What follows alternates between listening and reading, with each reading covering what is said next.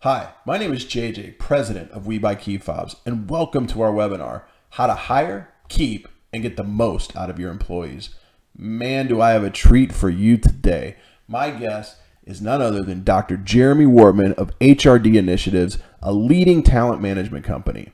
He's going to walk us through what it takes to create an employee value proposition, which will set you up to hire, keep, and get the most out of your employees.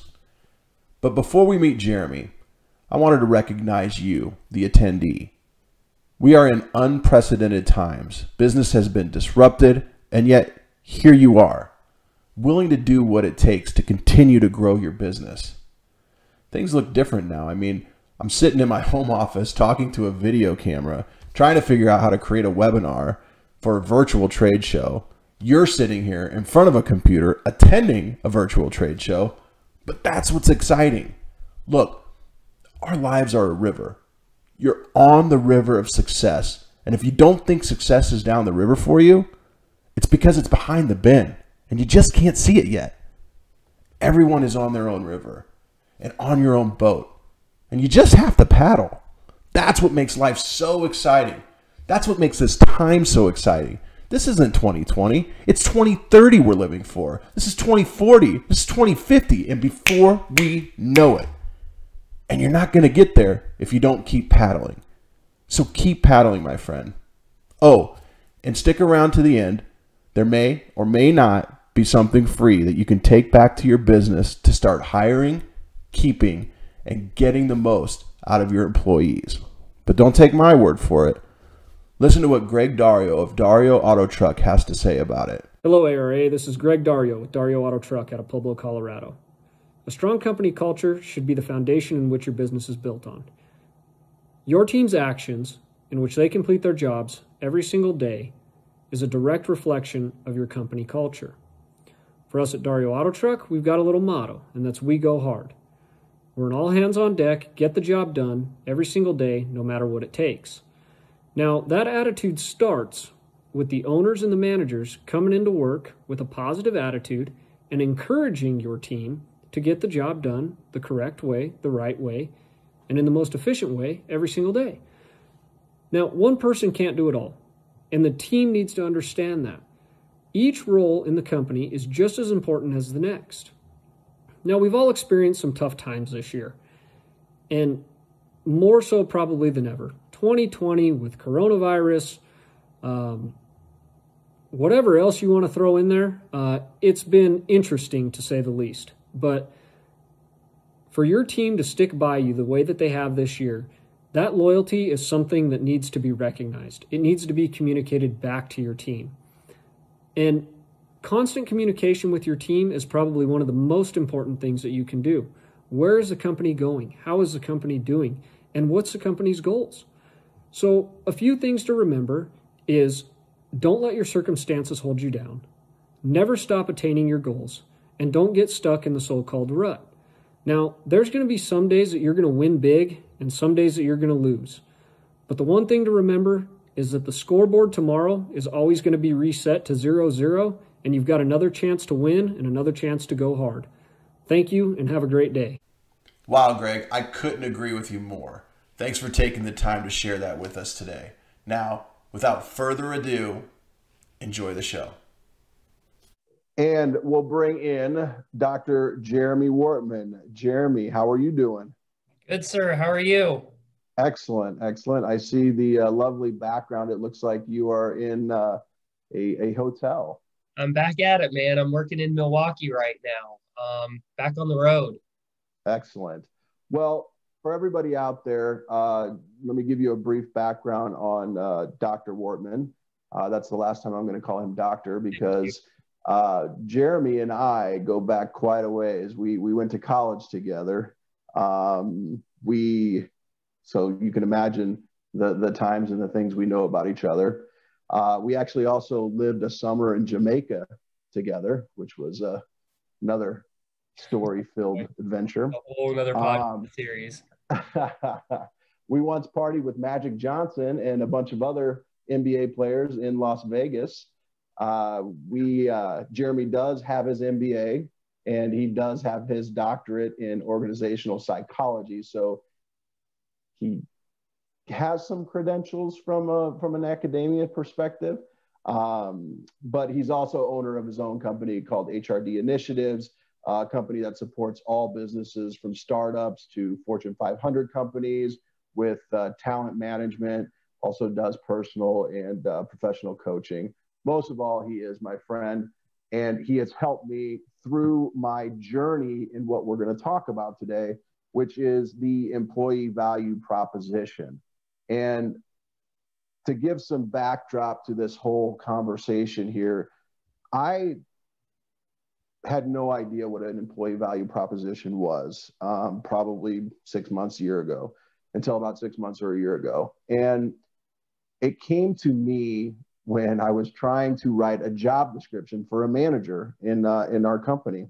And as I sat there and wrote the job description, it was just the same thing you would see anybody else write, looking for people to do this. It was task orientated.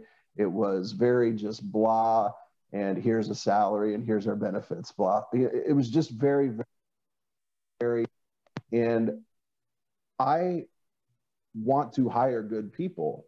So it just, I don't know, a big light bulb came on to say, I got to do better than this. So I need to figure out how to write a good job description. And Jeremy he's been through my whole business since I started this business in 2011. He's helped me in many phases from business and personal coaching during this whole time in my journey. And he has always been telling me about core values and company culture and all that kind of stuff. And it was fluff to me. It's like, whatever, I'm in here doing work. I'm building a business. I don't have time to talk about that kind of stuff. So I didn't get it until probably 5-6 years into the business. And even then, when I first started getting that, understanding what all of that stuff meant, I didn't have time for it. And fast forward to now, I've been in business for 9 years now. And it took a job description for me to understand that I need to start working on this stuff. So I told Jeremy, I said, I need help writing a job description. What do we do?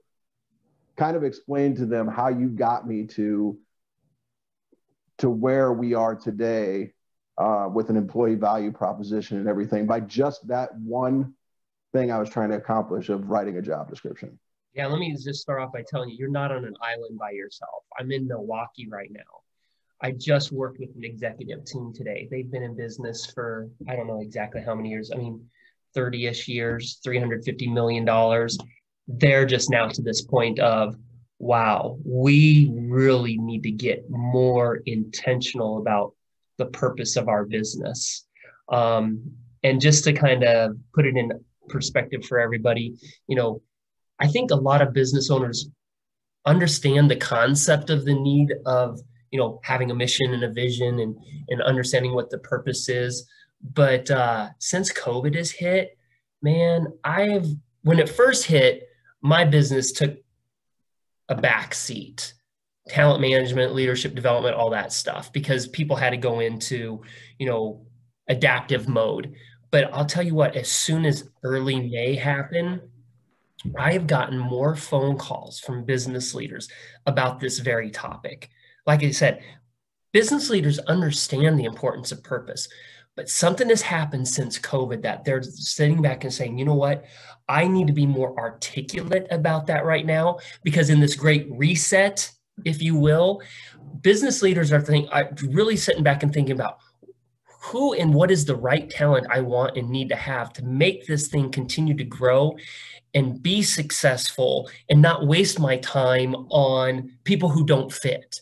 So I just share that real quick because, again, yeah, it took you some time to get there. That's par for the course. What I would hope through something like this is that no matter where a company is at in their growth and evolution stage, is that pounce on this as soon as you can. It's awesome that you went through that experience where you're like, this job description is really no different than any others that I've seen out there. It's so vanilla.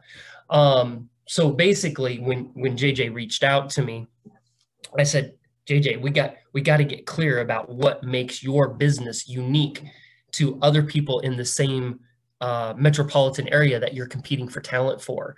And then I just straight up asked him, I go, what's your vision for your company? What's your mission? And he and I have rapped about this for years, even before we started businesses. We were talking about our vision, but you never really made it into an asset for the business.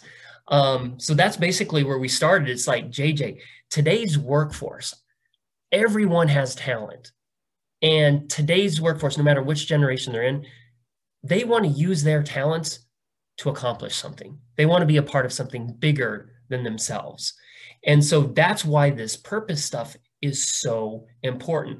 And I'm going to fast forward just a little bit. You said something to me, I don't know, 2 or 3 weeks ago in our focus group meeting that I even shared with the team today. You're like, by going through this, yes, it's labor intensive in the aspect of it takes time. It takes a lot of critical thinking, brain power. But you said, this is going to make my job so much easier. From all different types of decision making. Maybe you can elaborate on that later. But basically, to answer your question, where do we start? I just basically threw it back at you. How clear are these things? And you said, they're not. And then we just kind of, you're like, connected the dots. We need to articulate these. Yeah. I that's exactly how I remember it too. And it's crazy how, again, writing a job description is what, and you asking me a question back, basically, of, okay, I'm going to help you write this, but tell me what your vision is. And look, I've got a vision, and I've wrote it down before, but I've never really shared it. And it's such a powerful thing to write something down and then put it in a place. I've shared my vision verbally with people, and even my employees. They know that, but it's not written down. It's not consistent, and I think that was one of the things that triggered me to understand I can't write a good job description if I can't be very clear on where I want to take this company. And I want to say something. I think you said something that's really important as a takeaway for people who may be watching this is, you have a vision. Like, I bet you a lot of these other people have visions. They have core values.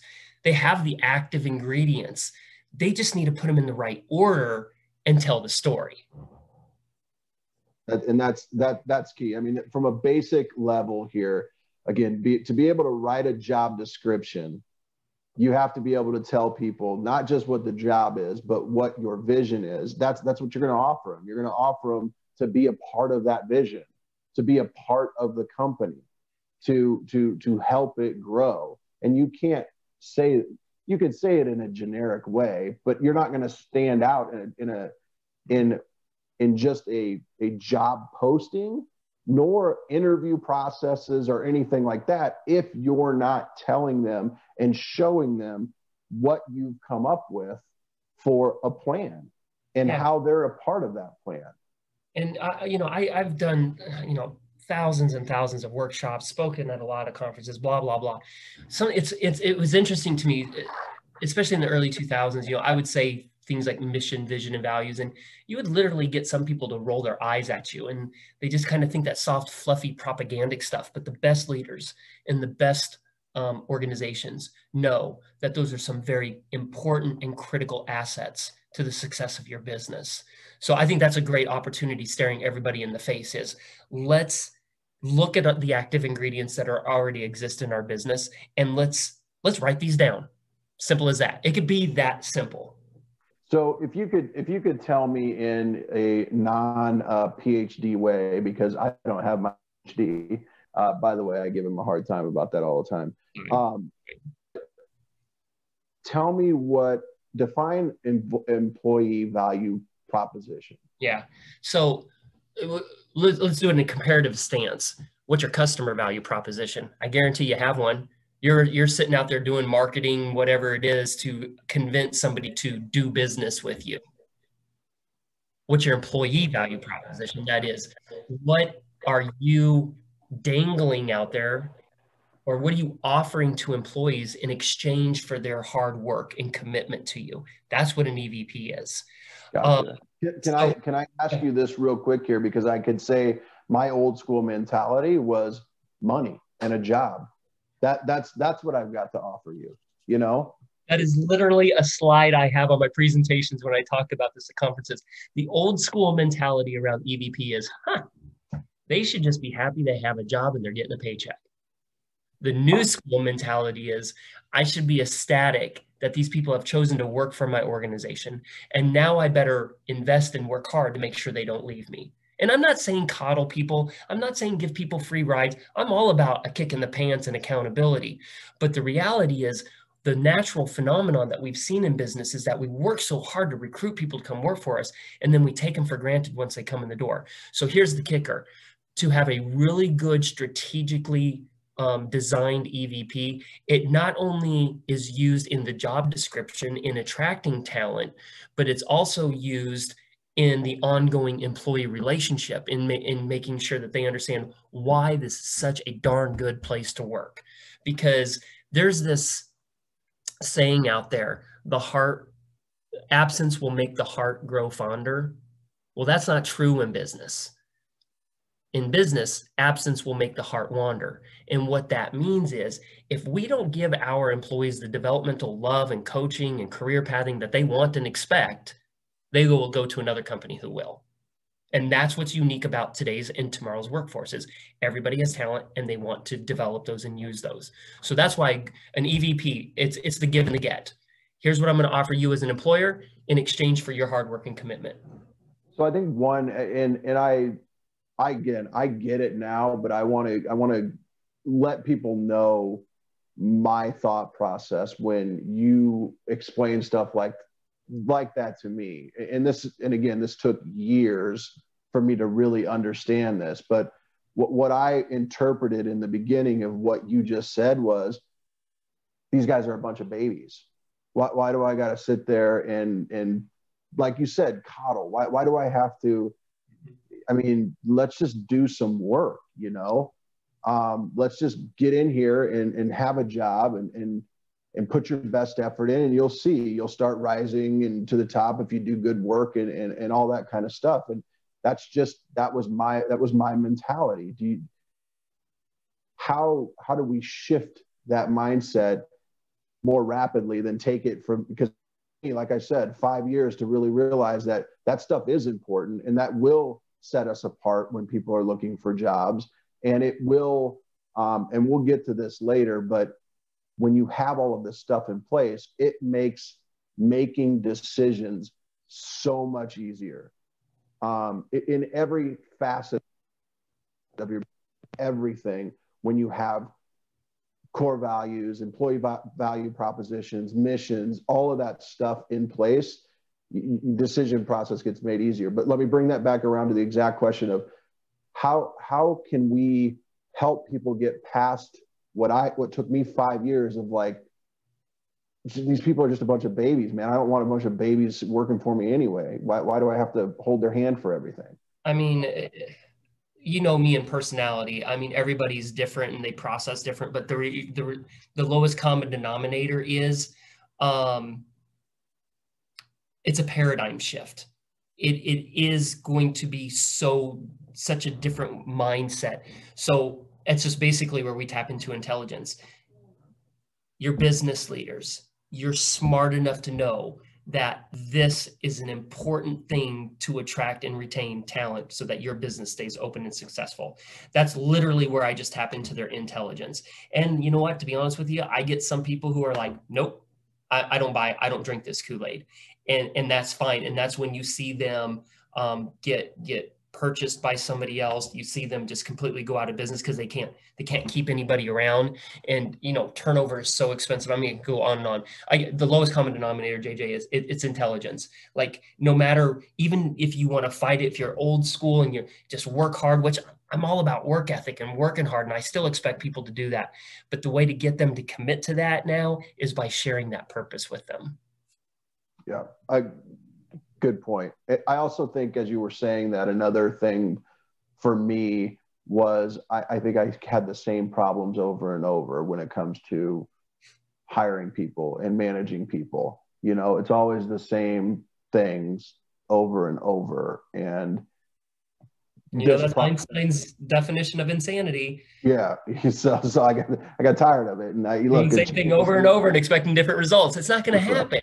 Change mindset, change the way you work on your business, not in your business. I got to take some hot tea here. So tell me this. So again, I'm going back to the original, an employee value proposition. I figured out I needed one of these because I was trying to write a job description.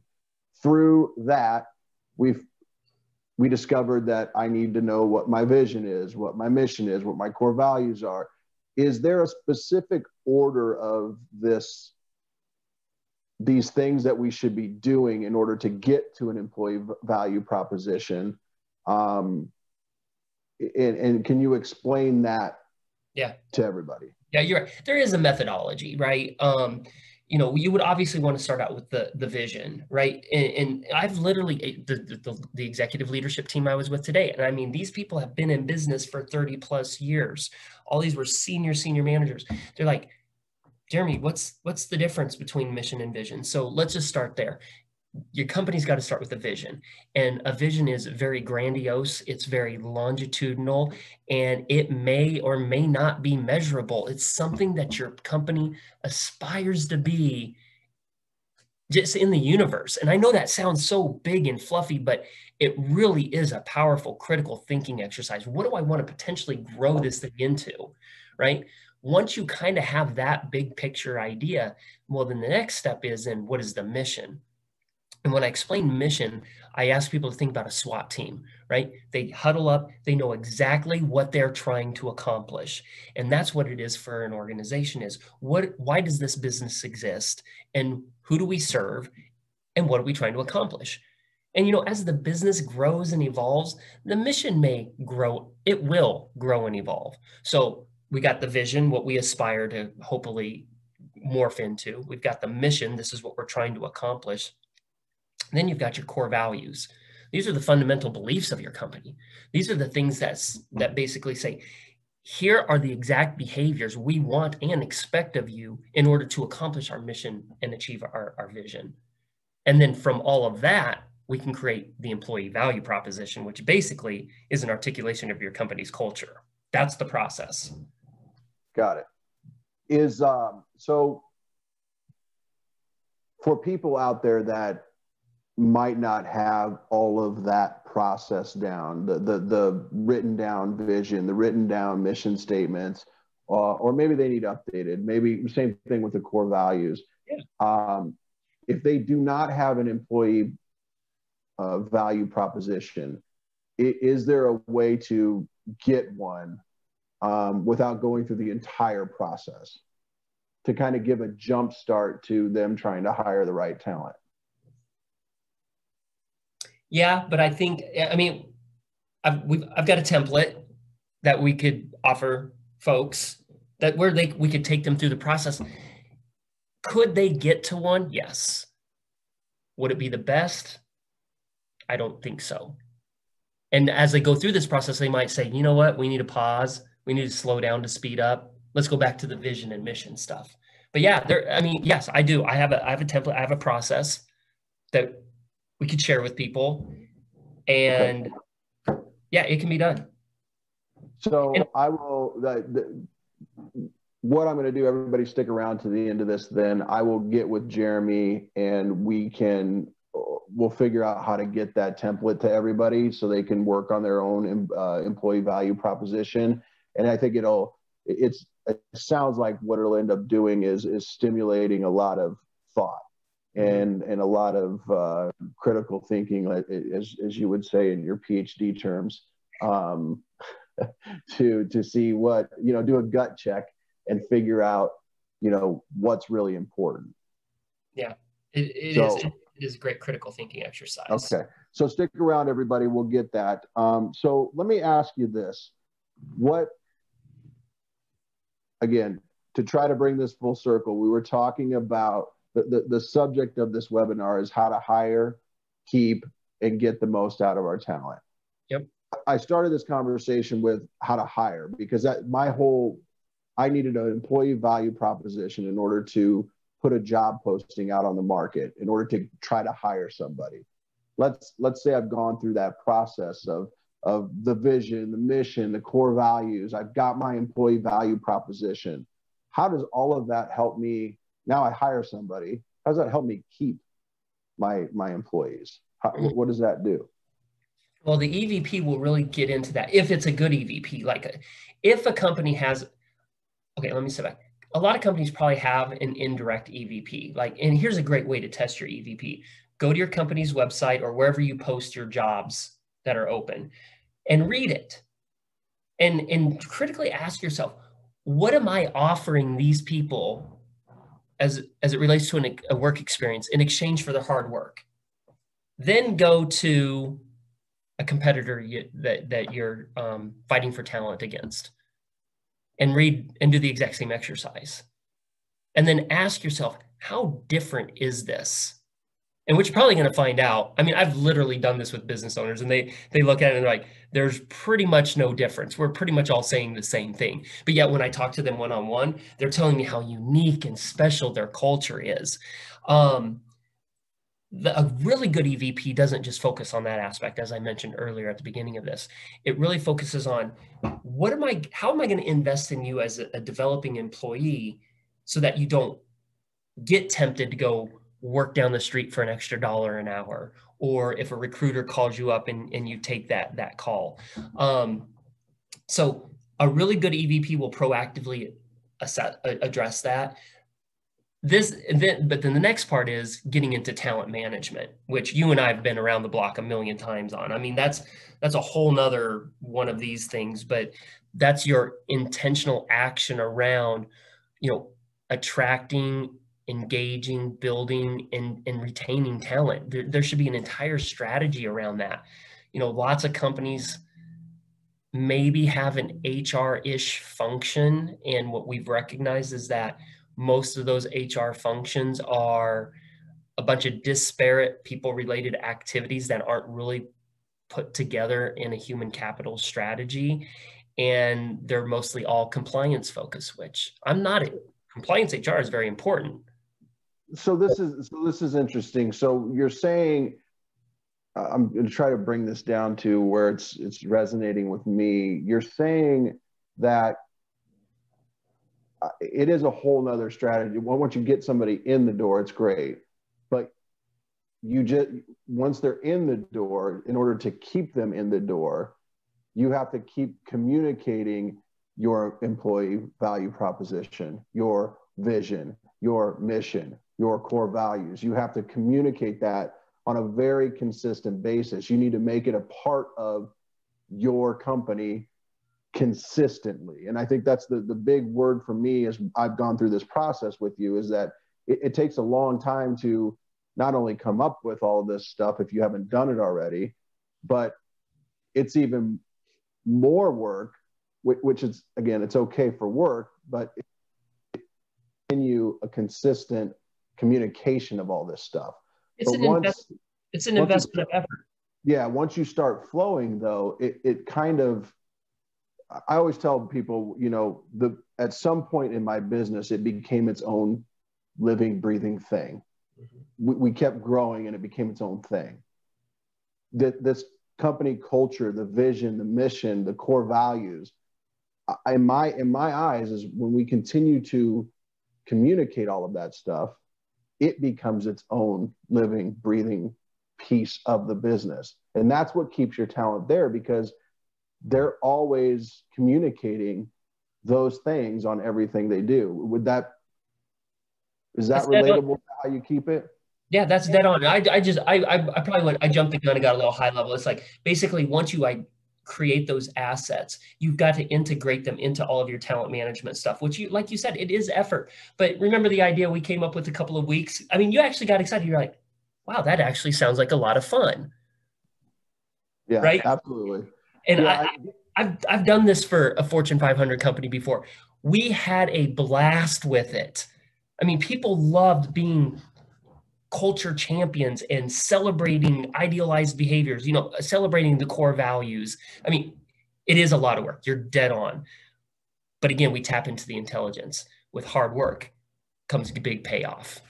So I want to stick on that topic a little bit here, because there might be people watching right now that have gone through the process, and they probably have, they might have their vision, mission, core values, all that stuff, but it got lost in the mix of doing business.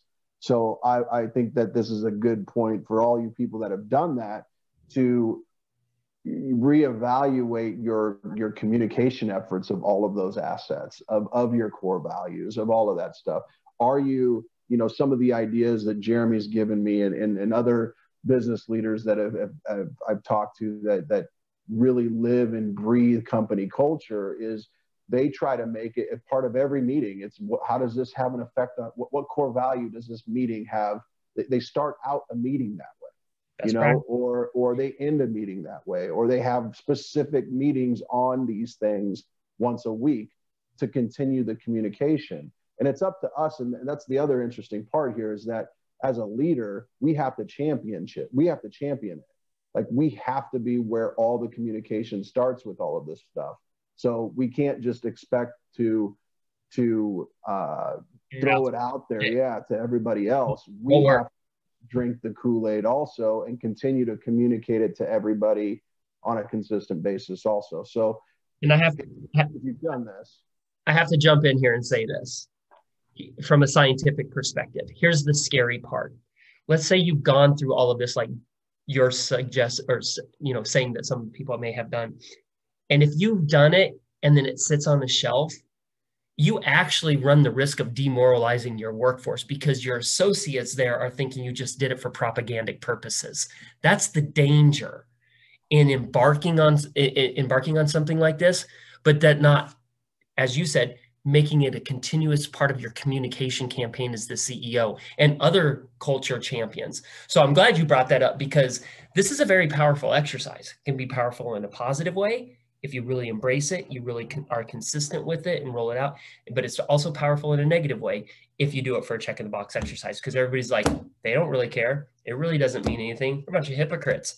I'm going to go look for a better opportunity. Sorry, didn't mean to cut you off, but that was such a great point you made there. I'm still, look, I'm confusing myself here because again, all I was trying to do was write a job description. And then all of a sudden I've got myself knee deep in vision, mission, core values, and I can't even remember. There's other like certain statements and I mean, there's just a lot of stuff there's a lot of background work in order to get to this employee value proposition. And the crazy thing is that I had it all along. Yeah. I had all this stuff.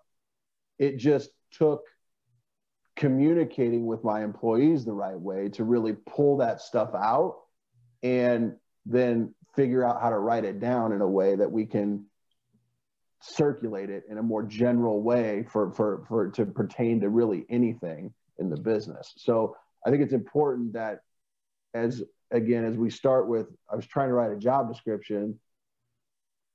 We all have things that we can offer talent. We can offer employees that nobody else can. We just have to get it figure it out from within and write it down in a good way. And that's what Jeremy's helped me do. Does that sound right? Yeah. You have the active ingredients. Let's go through the discovery process. And you were actually really good about it because you were more participative than a lot of companies need to be. You involved your employees in it. And that just helps with the buy-in, the ownership of it when we launch it. But yeah, I mean, at the end of the day, it comes down to this, right? It's a little bit of a discovery process. And what you end up creating is a vision, a mission, a set of core values, and your EVP. 4 things. And those 4 things all come together to help create purpose and focus, which becomes your lens of all your decision making, performance management, hiring, retaining. I mean, we can go on and on. So we've talked about the mission, we've talked about the vision, we've talked about what the employee value proposition is. Give me your 90-second elevator pitch for, man, that's a long elevator, 90 seconds. Give me your elevator pitch on what are core values. Define core values. Yeah, core values are just the fundamental beliefs of your company. Those are basically the idealized behaviors that you say are the non-negotiables to be a part of this business. And, what I see is a lot of organizations might have a list of core values, but you can't just throw out a list. You got to define what that core value means.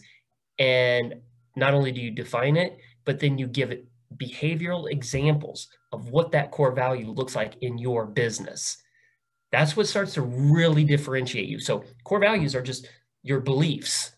They're kind of like your personality, right? We all have one. It's all hardwired into us. Company has it too. Let's figure out what those are, and then let's start measuring people against those.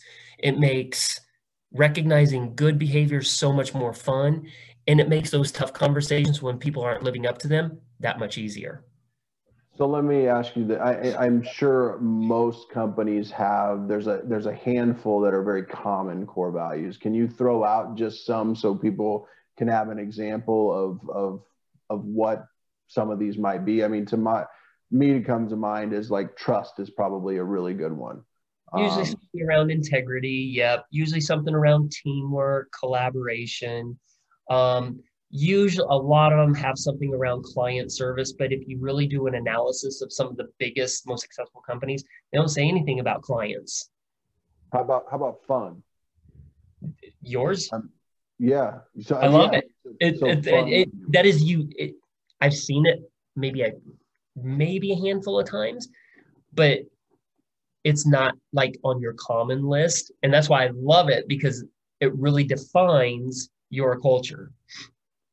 So again, I guess where I was going with that, to let everybody know, I mean, there are some probably ones that you're going to have on your list that everybody has on your list, but the more of the critical thinking you do, you can really discover this discovery process. It just, for me, I'm a visionary, and I like, planning is not one of my big strong suits.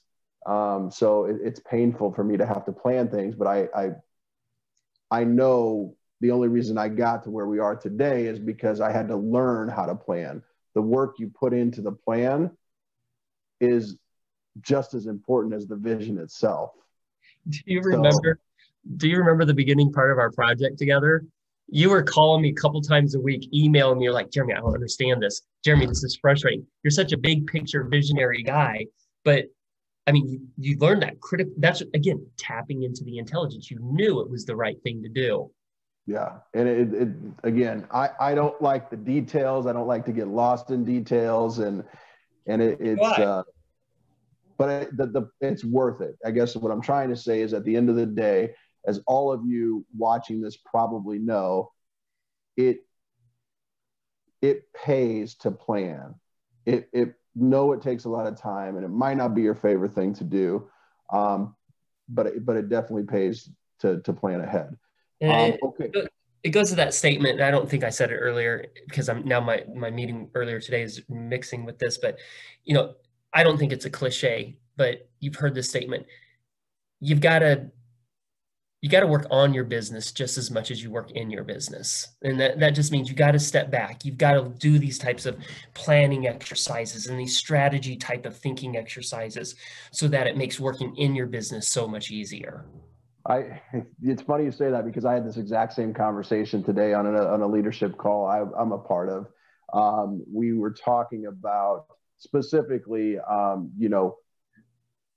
leaders, business owners. All of us as business owners have worn the hat of like a visionary. And if you guys have all read the book Traction, this is where it's coming from: visionary and integrators. And it's basically the dreamers, the guys that see the vision, and then the guys that actually plan and execute. There's two separate roles.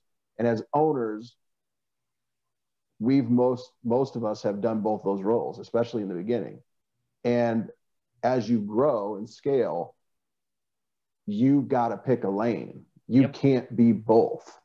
And which one do you want to be? And you've got to find another person to take over one of those two roles. Otherwise, like you're saying, Jeremy, one of my biggest struggles, that I've talked to you throughout the years is, working in the business and on the business. You can't grow if you're not focusing. It's such a yin yang. You got to be doing both, but there's only so much resources in one person's head that can do that.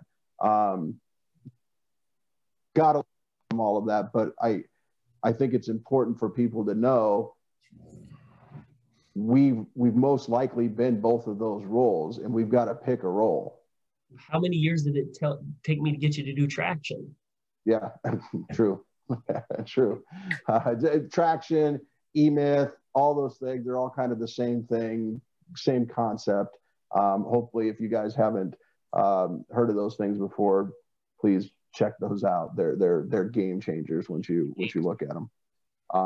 But so let's circle back around to the concept of this call here, this webinar, this idea here that I had to provide some people with some knowledge, not necessarily about me buying key fobs from them, but I wanted to step out of the box and give some value in a different way. What would you say, how can they hire, keep, and get the most out of their employees in the next 60 days? Yeah, I guess I would start off by asking them to ask themselves this question. As you think about the long-term success of your business, how important are your people to that long-term success? And if they answer that they're important or critically important, then I would say, how clear then am I being in helping those employees understand how they contribute to the purpose of our business? And if they can answer that, then I think they're in a pretty good position. I would dig a little bit deeper and then say, okay, how good of a job am I doing at explaining that purpose to people who I'm attracting to work here? And how good of a job am I doing at explaining that purpose to the people who continue to work here? For the people who answered they're critically important to our success, but I'm not doing a good job of articulating that purpose, well, there's your starting point.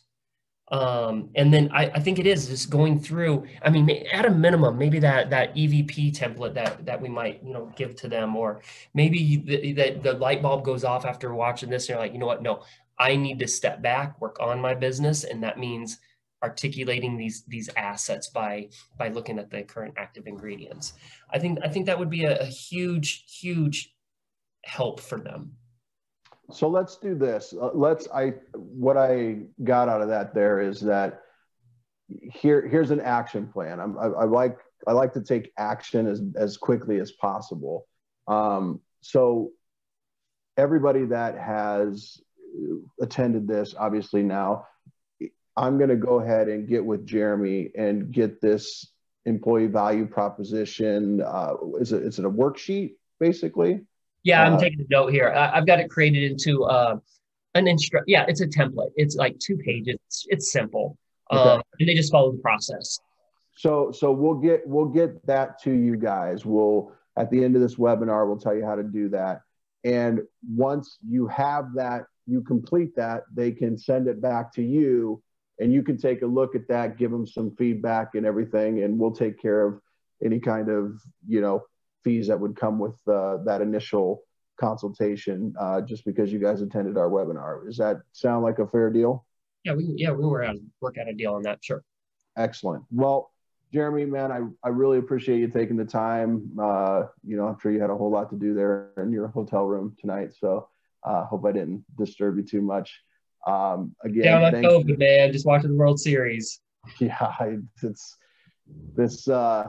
Yeah, this COVID thing. It's a whole other webinar. Maybe we'll have to get that together just to share with everybody. It's an amazing opportunity. Yes, it sucks, but man, what an opportunity to rethink our business and reinvent ourselves. I call it the Great Reset. I mean, it's fascinating. Yeah, let's do some more of these on that whole thing, because I mean, there's just so much going on out there with it right now in psychology and reinventing ourselves. Awesome. Well, again, everybody, thank you so much for attending. I hope you guys got some value out of this. We were really trying to think outside of the box since we have this virtual trade show going on right now. Hopefully, it added some value to you in a way that we would have had, you know. And I can't not plug my company. If you're not selling key fobs from us, or selling key fobs to us, please do throw those in the mail. We'll pay for shipping, all that kind of stuff. And as you guys probably know, we are we're proud supporters of ARA. We actually donate a portion of every single key fob that we buy from ARA members back to ARA.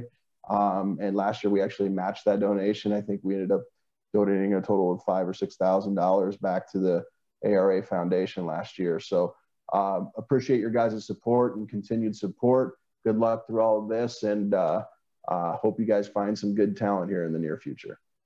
Wow, that was fun. I got to tell you, I've never done anything like that. I've never created a webinar before. It was a labor-intensive process. A lot of hours went into that 40-minute time spot, but I got to tell you, I can't wait to do it again. It was a lot of fun. Learned a lot. And on to this offer, you know, Jeremy had said he has a template or a worksheet to help you understand what your employee value proposition is. That is normally a $480 item that he charges for, and we're going to go ahead and take care of that fee for any member. So it's available to you for free by visiting webuykeefobs.com/ARA Edge 2020. webuykeefobs.com/ARA Edge 2020. You'll be able to download that form there. Jeremy's also extending exclusive ARA rates if you decide you want to take it a little bit of a step further and have some talent management services by him. And that all those details will be on that website page also. If you've got some key fobs, hey, we're still buying. Hopefully you're still selling. We appreciate your support. We were excited and still excited to provide some value to our customers and to the ARA in other ways besides just the product that we buy. So thank you again for attending. I hope you have a great rest of your virtual trade show. Stay safe out there, and remember, keep paddling.